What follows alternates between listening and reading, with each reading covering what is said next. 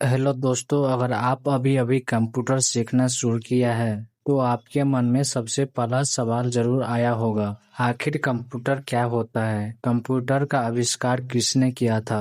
Computer कब बनाया गया? कंप्यूटर का फुल फॉर्म क्या होता है? और आखिर में कंप्यूटर इतनी तेजी से काम कैसे करता है? अगर आपके मन में भी यह सारे सवाल है तो इस वीडियो को जरूर इन तक देखिए, क्योंकि आज हम बेसिक कंप्यूटर को बिल्कुल आसान भाषा में समझने वाले हैं। सबसे पहले समझते हैं कि कंप्यूटर क्या होता है। कंप्यूटर एक इलेक्ट्रॉनिक मशीन है जो हमारे द्वारा दिए गए डाटा और इंस्ट्रक्शन को लेता है, उस पर प्रोसेसिंग करता है, फिर हमें उपयोगी रिजल्ट या इंफॉर्मेशन देता है। आसान भाषा में कहे तो कंप्यूटर एक ऐसा इलेक्ट्रॉनिक मशीन है जो हमारे दिए गए निर्देशों के अनुसार काम करती है और मुश्किल से मुश्किल काम को तेजी और सटीकता से पूरा करने में हमारी मदद करती है। लेकिन सवाल है, कंप्यूटर काम कैसे करता है? आइए इसे एक छोटे उदाहरण से समझते हैं। मान लीजिए आपने कंप्यूटर में लिखा 10+20।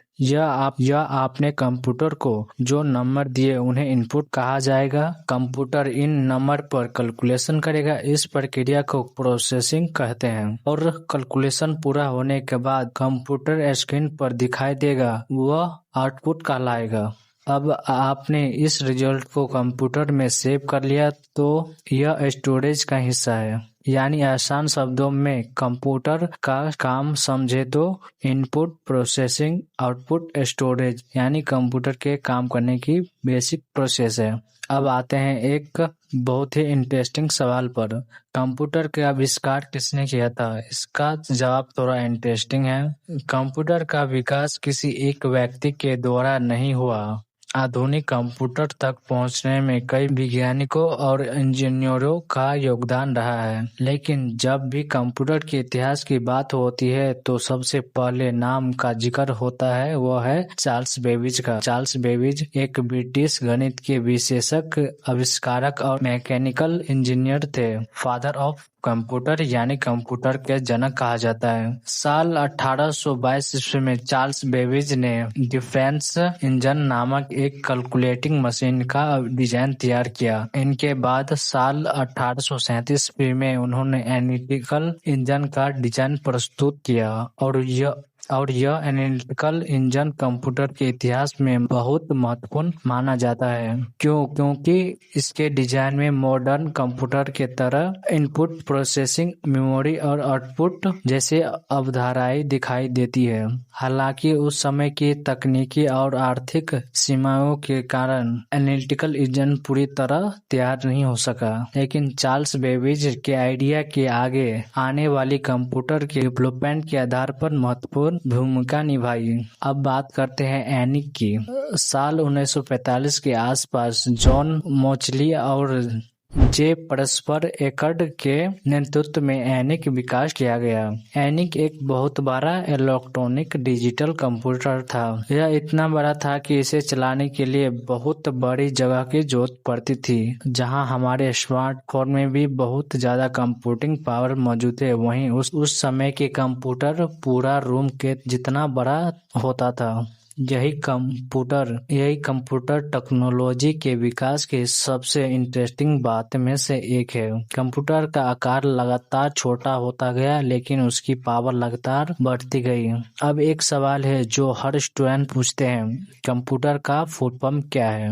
यहाँ एक इम्पोर्टेंट बात ध्यान रखें, यह कंप्यूटर का कोई ऑफिशियल फुल फॉर्म नहीं है, लेकिन एजुकेशनल बुक और इंटरनेट पर कंप्यूटर का एक पॉपुलर अनऑफिशियल फुल फॉर्म बताया जाता है, जो कि है सी से होता है कॉमनली, ओ से होता है ऑपरेटेड, एम से होता है मशीन, पी से होता है पार्टिकुलर, यू से होता है यूजर, टी से होता है टेक्निकल, ई से होता है एजुकेशनल, आर से होता है रिसर्च। लेकिन याद रखिए, यह ऑफिशियल फुल फॉर्म नहीं है। इसलिए अगर आपसे कोई पूछे कि कंप्यूटर का ऑफिशियल फुल फॉर्म क्या होता है तो सही जवाब होगा, कंप्यूटर का कोई ऑफिशियल फुल फॉर्म नहीं है। अब बात करते हैं कि कंप्यूटर इतना खास क्यों। आज कंप्यूटर का इस्तेमाल लगभग हर जगह होता है। स्कूल हो, कॉलेज हो, bank, hospital, office, railway, business या रिसर्च तक ये सारे जगह कंप्यूटर का इस्तेमाल किया जाता है। तो आखिर कंप्यूटर की ऐसा कौन सी खूबियां हैं, आइए एक एक करके समझते हैं। कंप्यूटर की सबसे बड़ी खासियत है इसकी स्पीड।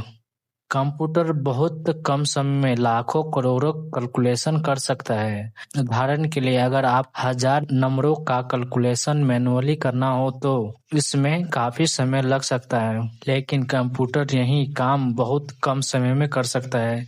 यानी जहां इंसान को काफी समय लग सकता है वहां कंप्यूटर कुछ क्षणों में काम पूरा कर सकता है। कंप्यूटर की दूसरी महत्वपूर्ण विशेषता है एक्यूरेसी यानी शुद्धता।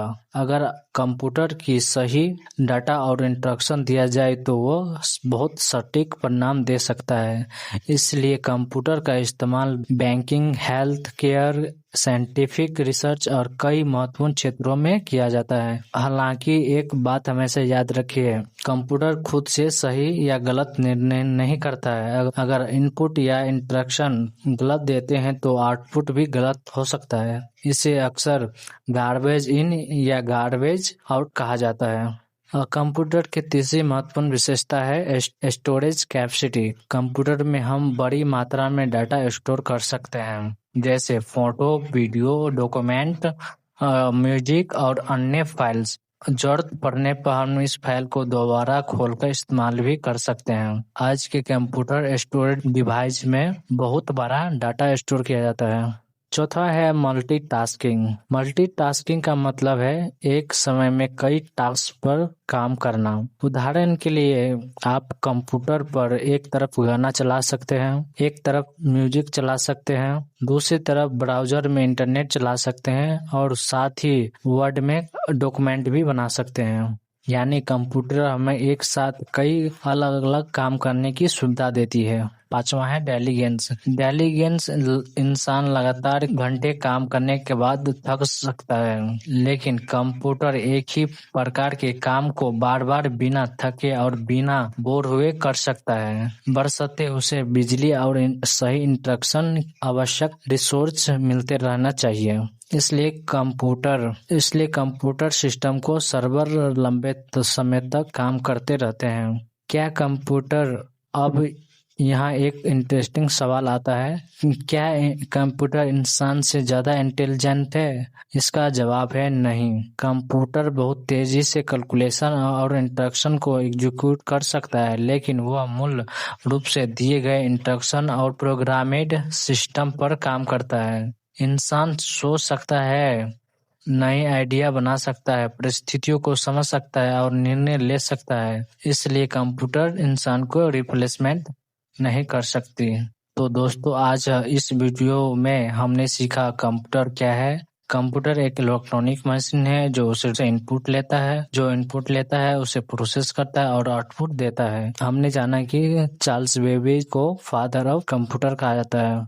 हमने डिफरेंस इंजन और एनालिटिकल इंजन के बारे में जाना, हमने एनिक के बारे में भी जाना और हमने भी जाना कि कंप्यूटर का, और हमने यह भी समझा कि कंप्यूटर का कोई ऑफिशियल फुल फॉर्म नहीं है। इसके अलावा हमने कंप्यूटर इम्पोर्टेंट फीचर भी समझे, जैसे कि स्पीड, एक्यूरेसी, स्टोरेज, मल्टीटास्किंग और डायलीगेंस के बारे में समझे। अगर आप कंप्यूटर्स को शुरुआत से स्टेप बाय स्टेप सीखना चाहते हैं तो हम अगली क्लास हम सीखेंगे कंप्यूटर पार्ट के बारे में। तो अगली क्लास बिल्कुल मिस मत करना। अगर ये वीडियो हेल्पफुल लगा तो लाइक करें, अपने दोस्तों के साथ शेयर करें और चैनल को सब्सक्राइब करना ना भूलें। मैं मिलता हूँ आपसे अगले वीडियो में।